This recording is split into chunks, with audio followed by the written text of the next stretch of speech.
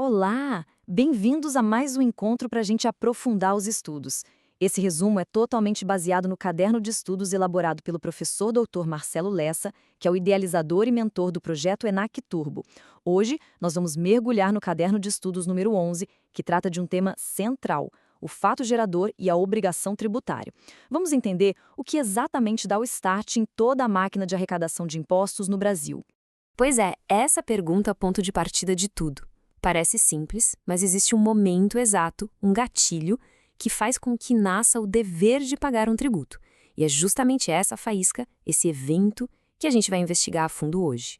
E para deixar tudo bem organizado, se liga no nosso roteiro. A gente vai começar pelo conceito geral de obrigação tributária, passar pelas suas classificações, aprofundar no fato gerador, entender o momento em que ele ocorre, discutir uma regra super interessante e, no final, fechar com os pontos que são cruciais para a prova. Vamos nessa? Ok, vamos começar pelo começo.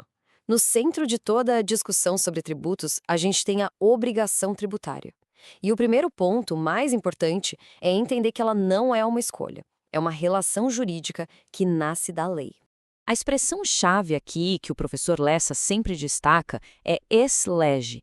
O que isso quer dizer? Que a obrigação nasce da lei e não da vontade das partes como num contrato. É a lei que cria esse vínculo, colocando de um lado o fisco, que é o credor, e do outro o contribuinte, o devedor. Simples assim, é uma relação impositiva. Certo, mas é um erro pensar que toda obrigação tributária se resume a pagar alguma coisa.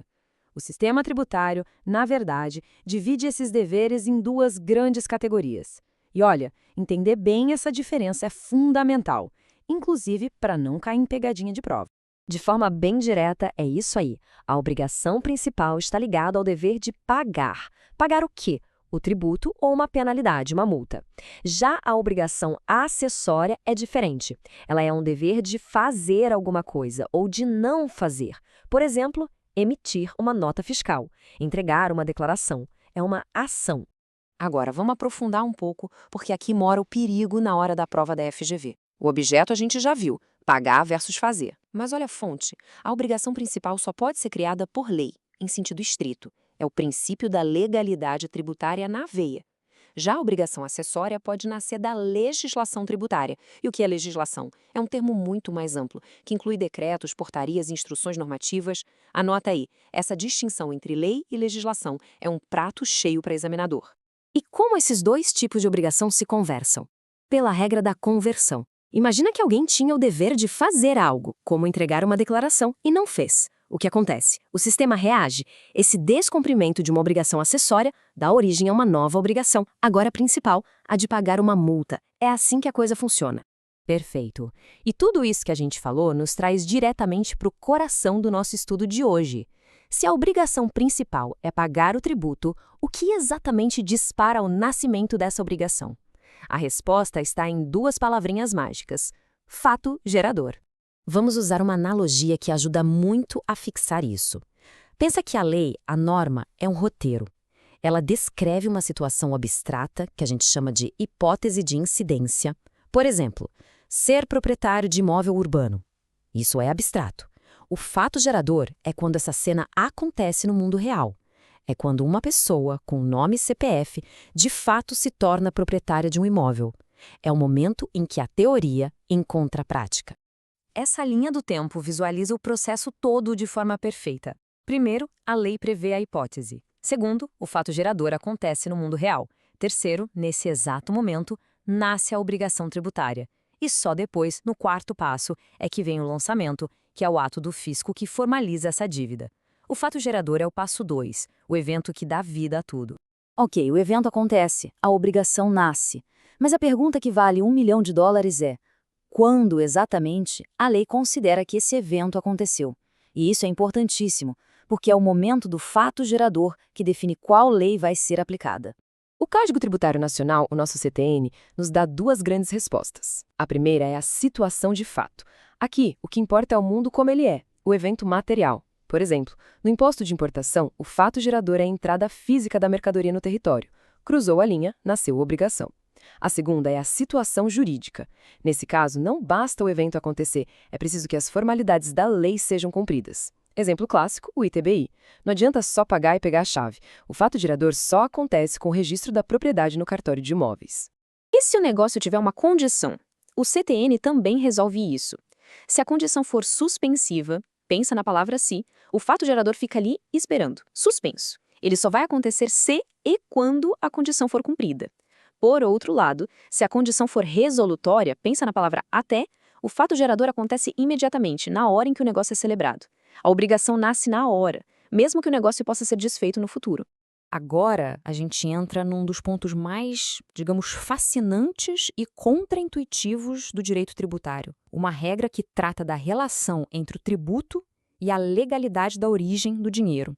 Tudo começa com essa antiga máxima do direito romano, pecunia non olet. É a partir dessa ideia que todo o princípio sobre como o fisco deve olhar para a riqueza é construído. A tradução literal é: o dinheiro não tem cheiro. No direito tributário, como o professor Lessa explica em seus materiais, isso tem uma consequência direta. O fisco tem uma interpretação objetiva do fato gerador. Ele não vai perguntar se a fonte da renda é lícita, ilícita, moral ou imoral. A pergunta é uma só. Houve um fato que representa um acréscimo patrimonial. Se a resposta for sim, a obrigação tributária pode nascer. E este ponto deixa tudo às claras. O Estado não está validando o crime ao tributar a renda que vem dele. São esferas diferentes. A punição do ato ilícito fica a cargo do direito penal, do direito administrativo. O direito tributário tem outro foco. Ele incide sobre a riqueza, sobre o fato econômico e não sobre a moralidade de como essa riqueza foi obtida. Ufa, passamos por muitos conceitos importantes. Agora, para fechar com chave de ouro, vamos fazer aquela síntese final, aquele resumo com as palavras-chave para levar para a prova. São os pontos que precisam estar afiados na memória. Então vamos lá, para memorizar. Obrigação principal é pagar, e a fonte é lei. Obrigação acessória é fazer, e a fonte é a legislação, que é mais ampla. Se descumprir a acessória, ela se converte em principal, ou seja, em multa. O princípio pecunia non olet nos diz que a ilegalidade da origem da renda não importa para a tributação.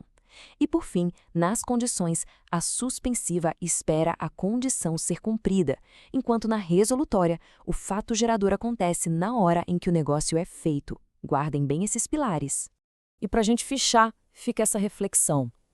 Se a análise do fisco é objetiva, focada apenas no fato econômico, isso nos joga direto numa das discussões mais quentes do direito tributário.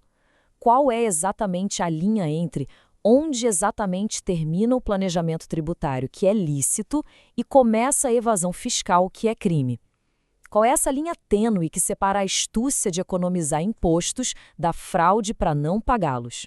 É uma tensão que alimenta debates gigantescos e todo o trabalho da fiscalização no dia a dia. Podcast produzido a partir do conteúdo do projeto ENAC Turbo, sob a autoria e orientação do professor Dr. Marcelo Lessa. Se esse conteúdo ajudou, não esqueça de se inscrever no canal e ativar o sininho das notificações. Assim, o YouTube avisa imediatamente assim que o próximo resumo for liberado. Até a próxima!